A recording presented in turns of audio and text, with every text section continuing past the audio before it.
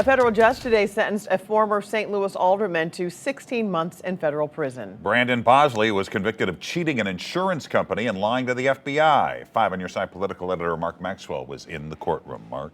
Yeah, federal prosecutors called Brandon Bosley a schemer, a liar, and a grifter in their push to put him behind bars for 18 months.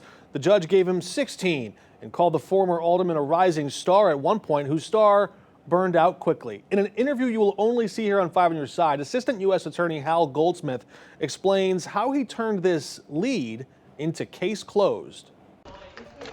The government built its case around a simple idea that what Brandon Bosley said when he thought no one was listening told jurors everything they needed to know. Well, we had 20 undercover recordings. Those recordings were made inside an auto body shop on the north side, where the FBI had special access to a live feed of the owner's cameras. Bosley, then the elected alderman for the city's 3rd Ward, had just learned an insurance company would pay for damage to his Toyota Prius. He drove his wrecked car to the shop. I can make an estimate for, whatever.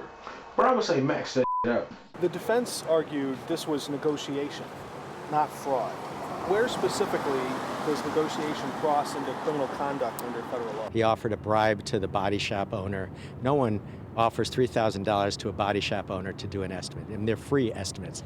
The man behind the recordings had his own legal troubles. Mohammed Al-Matan's federal sentence was cut from 48 months to 4 for cooperating with the government. There were 20 undercover recordings. Full disclosure, on the second night of Bosley's January trial, he walked over to this reporter's microphone and made this claim that became a legal liability. Not only have I been entrapped, but there's a lot of stuff that they won't allow to come in.